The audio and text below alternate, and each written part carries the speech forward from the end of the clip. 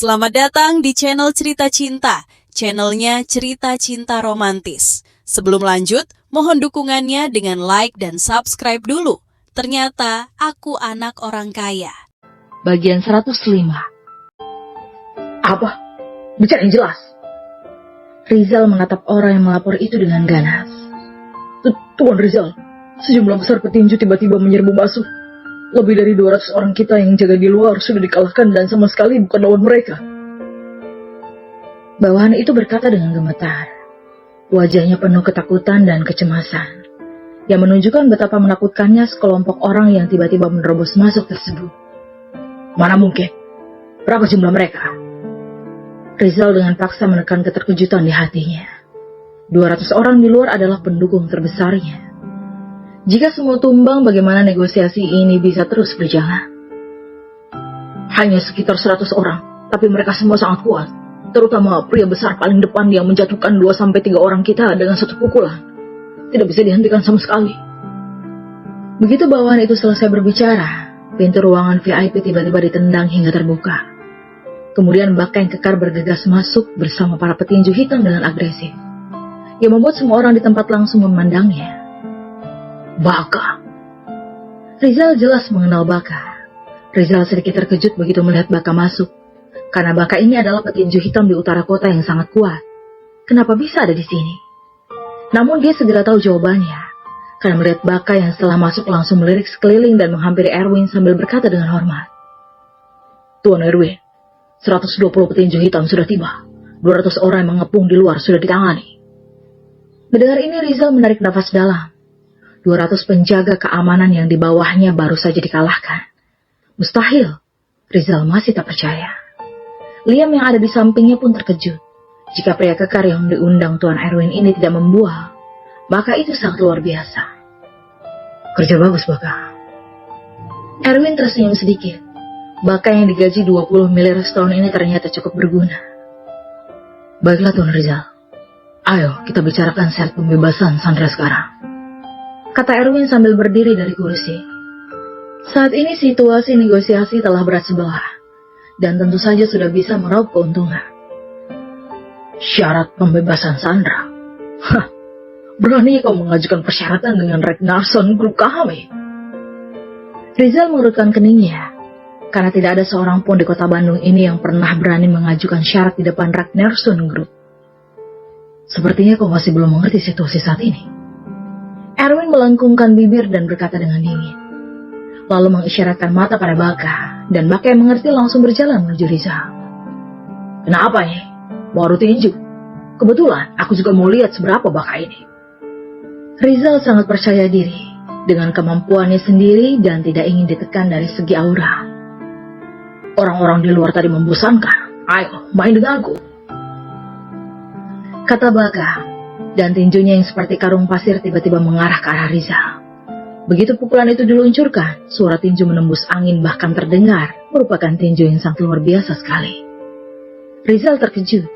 Dia tidak menyangka tinju Baka ini akan begitu bertenaga, tapi dia masih bisa menghindarinya begitu sudah dekat dengan tubuh. Tak lama kemudian, dia mengepalkan tinju dan melakukan serangan balik ke Baka tanpa ragu-ragu. Tinjunya samar-samar juga menembus angin dengan kecepatan yang luar biasa.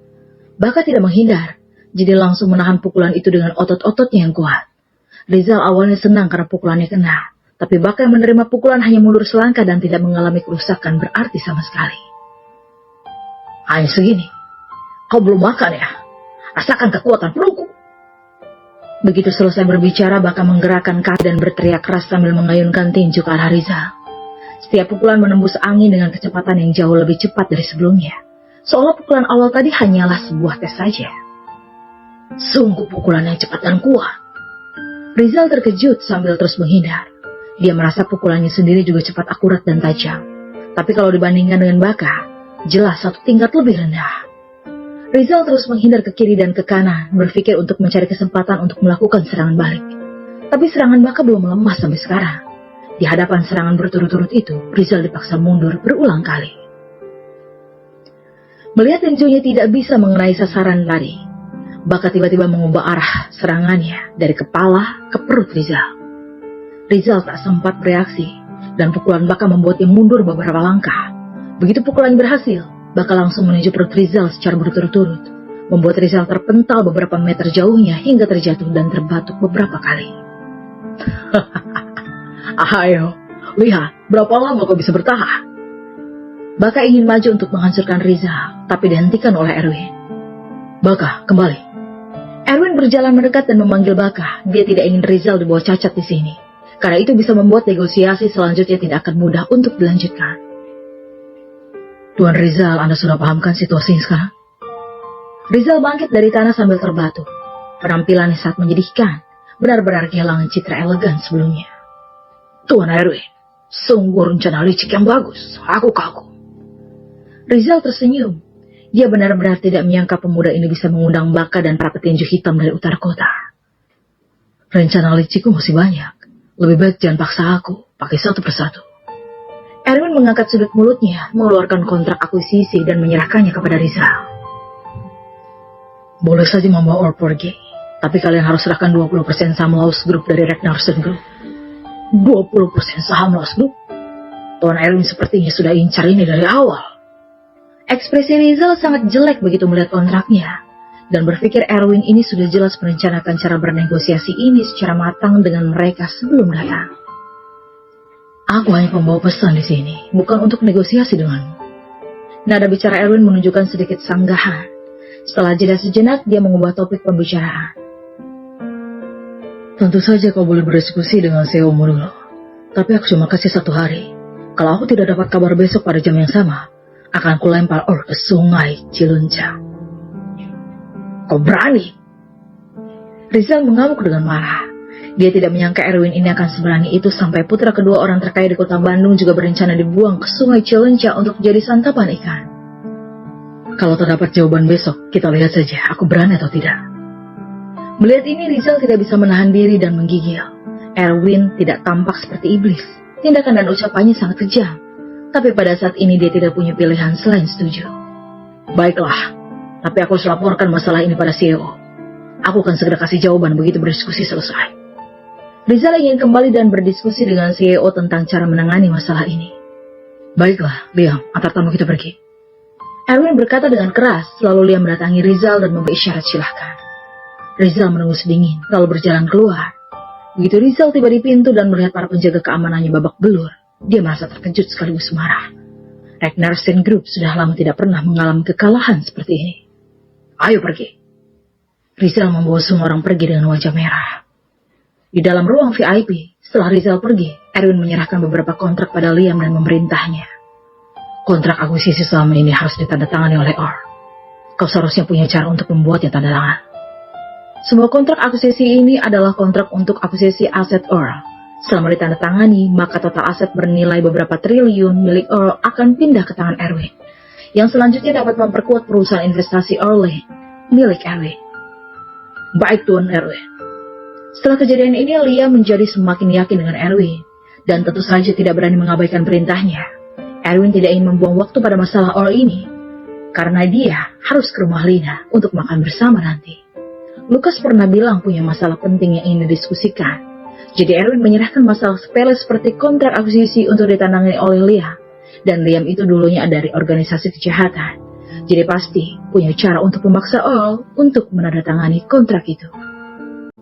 Di dalam kantor CEO Ragnarsson Group, Rizal melapor kepada Steve mengenai apa yang terjadi di klub hiburan. Di dalam kantor juga ada putra sulung Steve, yaitu Erson Ragnarsson, yang sedang dengan teliti membaca dokumen informasi yang diantarkan oleh sekretaris. Erson ini tidak gegabah seperti Orr. Dia ini adalah salah satu siswa teratas, lulusan dari sekolah bisnis negara yang berbakat dan pintar. Selain itu dia juga bertunangan dengan putri dari keluarga Davis, salah satu dari 4 raksasa di kota Bandung. Jadi masa depannya sudah cukup meyakinkan dan cerah. Maksudmu, Erwin ingin memanggil petinju hitam dari stadion tinju hitam utara kota untuk membantu? Dan bahkan menghajar orang-orang kita? Steve terkejut sekaligus marah. Erwin yang bisa menggerakkan para petinju hitam beserta Baka dari stadion tinju hitam utara kota benar-benar merupakan suatu hal yang tak terduga. Iya, aku merasa Erwin tidak sesederhana penampilannya, karena Damon sepertinya sangat percaya dengan orang ini. Bahkan, semua pasukannya bisa digerakkan oleh Erwin sesuka hati. Rizal mengurutkan kening dan menganalisa dengan serius. Oh, sejak kapan kota Bandung ini muncul pemuda yang begitu dipercaya olehnya? Steve melirik putra sulungnya Ersan. Dalam pandangannya, pemuda dengan masa depan paling meyakinkan di kota Bandung ini seharusnya adalah Ersan. Dan Ersan bukan hanya pewaris dari keluarga Ragnarsson yang merupakan salah satu dari 4 raksasa di kota Bandung. Tapi tunangannya juga adalah salah satu putri dari keluarga Davis, yang juga salah satu dari 4 raksasa. Ersan sendiri adalah siswa top di bidang bisnis sekolah negaraan, dan menguasai 4 bahasa, dan pernah berbisnis dalam bidang keuangan di Amerika. Hanya butuh 2 tahun setelah pulang, keuangan Ragnarsson benar-benar berhasil didorong hingga ke tingkat yang lebih tinggi. Steve percaya kalau Ersan diberi waktu beberapa tahun lagi, prestasinya pasti akan lebih tinggi lagi. Di antara pemuda seumuran di kota Bandung, Ersan dianggap sebagai talenta muda nomor 1. Tetapi sekarang meskipun Erwin ini tampak sedikit liar, tapi dia memegang semua kendali atas kekuatan yang dipimpin Deman. Jadi di kota Bandung benar-benar tidak ada pemuda yang bisa menandinginya. Bahkan Steve sekalipun tidak yakin bisa 100% menang. Oh ya, Erwin ini juga salah satu dari pemenang 10 pemuda teratas di kota ini. Ersan yang sedang duduk di sofa sambil membaca dokumen tiba-tiba berdiri dan berkata dengan keras. Dia salah satu 10 pemuda teratas di kota ini. Ini membuat Steve dan Rizal sedikit terkejut. Sebenarnya hanya mereka saja tidak memperhatikan peristiwa itu. Kabar tentang 10 pemuda teratas di kota ini bahkan sampai masuk berita waktu itu. Ya, aku pernah melihatnya di lelang. Barang finalnya adalah sebuah cincin berlian biru Bulgari. Dia langsung membuka seharga 800 miliar untuk cincin itu, yang sangat mengejutkan para penonton. Ersan masih bisa dengan jelas mengingat tentang adegan pada saat itu. Dia waktu itu bahkan melirik Erwin berulang kali, karena Erwin yang sekaya itu ternyata hanya berpakaian murahan. Pada saat itu dia sudah menduga kalau latar belakang Erwin ini tidak biasa. Beli cincin seharga 800 miliar. Steve dan Rizal menunjukkan ekspresi terkejut dan merasa Erwin sangat boros. Ya, dan pada akhirnya aku selidiki dari mana uang 800 miliar itu. Coba tebak, siapa yang bayar? Ersan bertanya dengan misterius. Mungkin Kak Demon? Rizal menebak tanpa sadar, tapi tidak menyangka tebakannya itu benar. Tepat. Sekretaris yang memberitahuku bahwa Hybrid Group yang bayar tagihannya, yang berarti Demon bukan hanya memberi Erwin kekuasaan tapi juga uang. Sudah pasti Erwin bisa dipercaya Demon. Ersan terus menganalisa. Maksudmu, kalau mau berurusan dengan Erwin itu maka harus berurusan dengan Demon dulu, begitukah? Mendengar analisa Ersan, Steve mengurutkan kening, karena ini bukanlah kabar baik. Jika benar-benar harus bermusuhan dengan Demon, Steve masih ragu. Hybrid Group baru-baru ini sedang berjaya di kota Bandung, terutama setelah Demon memegang hak penuh untuk membuka kawasan bisnis di utara kota. Bahkan Steve sendiri yang merupakan orang terkaya di kota Bandung juga harus menghormati Demon agar dapat kebagian kawasan untuk membuka pasar di utara kota. Ya, itu benar. Selain itu, dilihat dari cara Erwin mau menukar adik kedua dengan saham Lost Group, itu berarti ambisi Hybrid Group mungkin tidak kecil. Setelah melakukan 3 keluarga besar di utara kota, tujuan Demon yang berikutnya mungkin adalah 4 keluarga besar di kota Bandung ini. Karena keluarga Ricardo sudah jadi anak perusahaan Hybrid Group, maka target yang tersisa hanya 3 keluarga raksasa. Dengan kata lain, kita harus bersiap lebih awal. Kata-kata Ersan membuat Steve dan Rizal menarik nafas dalam, dan ini sulit dipercaya. Demon seharusnya tidak berani melakukan ini, kan? Rizal berkata dengan tidak percaya, karena tujuan ini adalah mendominasi seluruh pasar bisnis di kota Bandung. Bukankah ambisi itu terlalu besar? Di dalam negeri, ini masih belum ada sosok orang yang mendominasi pasar bisnis sebuah kota. Ucapan Ersan mengingatkanku tentang perusahaan investasi yang baru didirikan Demon dalam waktu kurang dari 3 bulan. Nilainya sudah mencapai dari 40 triliun dan asetnya juga luar biasa banyak. Tapi kau dengar semuanya diperoleh dengan harga rendah. Bisa dilihat kalau ambisi Demon memang tidak kecil. Steve mengurutkan keningnya dan berkata dengan dingin. Semakin mereka menganalisa, semakin mereka merasa bahwa Demon sudah merencanakan banyak hal. Kalau ini masalahnya, apa yang harus kita lakukan?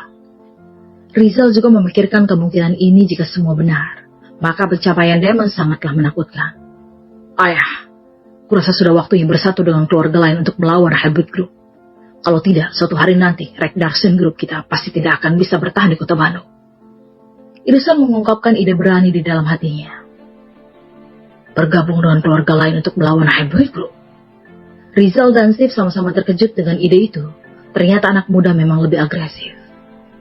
Perlu diketahui bahwa sebuah Hybrid Group mengakuisisi 3 keluarga besar di utara kota.